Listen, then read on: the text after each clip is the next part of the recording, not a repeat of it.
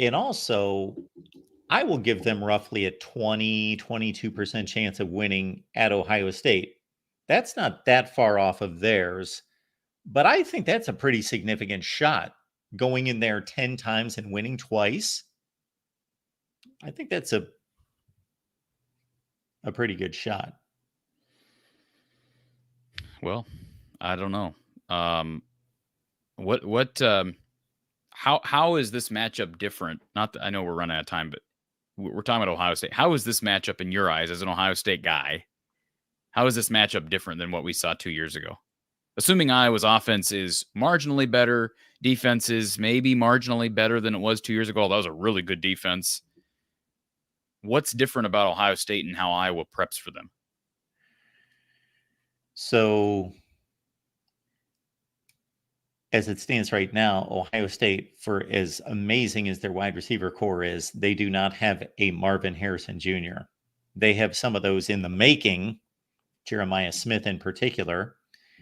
They have a better running back situation with Travion Henderson being like the best version of himself late in 2023. Quinshon Judkins, who's a preseason All-American guy. So they've got like, I've seen preseason All-America lists that have one of them first team and one of them second team. Their offensive line is not significantly different. It should be good. I don't know if it's a national championship caliber offensive line. Their defense was coming off a bad 2021. It was early 2022, and they had a good season, but they had yet to prove it at that point. And aside from Tommy Eichenberg, who was their heart and soul for a couple of years as the captain on defense at linebacker, this defense is loaded. More loaded than Iowa's? You think they're going to be better than Iowa? You've said that the defense is going to be better than talented. Iowa's. I don't know if they're See, I don't understand what that. So can we just? What does that mean? You think they're more faster, talented, stronger? They'll have more NFL players. They'll be drafted higher. So athletic. They're more athletic. Yes. Because I mean, I think talent. Okay, they may have more NFL players. Okay. So their potential is higher. Their individual ceilings are higher. But when you return that level of production, if you're Iowa, best linebacking unit in the country, maybe the best slot corner in the country. I mean, I don't know. Yeah. I'm not saying you're wrong. I don't disagree with you. I sent you something this week when you presented me with some stats to say I would rank Big Ten defenses, Ohio State, Iowa, number one. I don't know.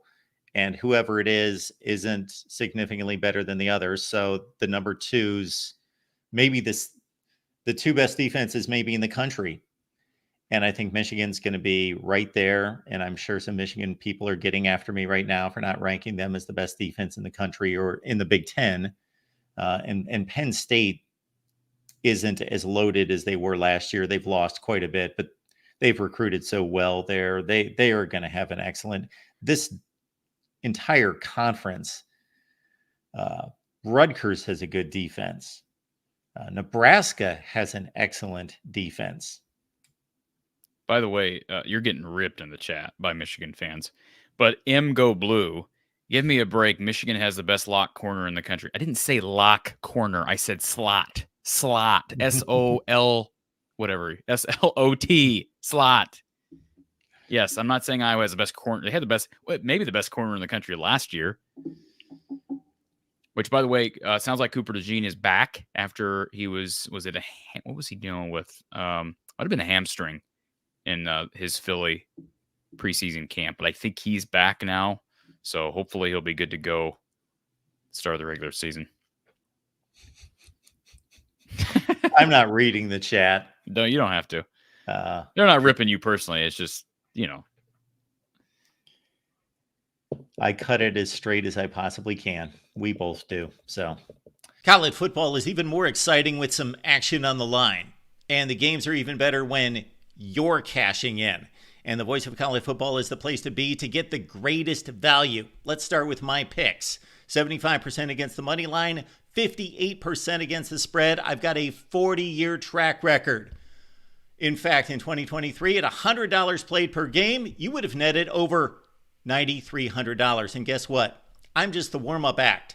Steve Merrill, our ace in the hole, show stopper from Wager Talk. 6 years with the Voice of College Football, over 30 years in the industry. Steve gives us analysis on all the big games, but you can't miss Steve's weekly under-the-radar pick, which went 21-5 against the spread the last 2 seasons. I repeat, 21-5 against the spread. You also get picks from some of our top analysts here at the Voice of College Football, including Steve Dace and Matt Zemek.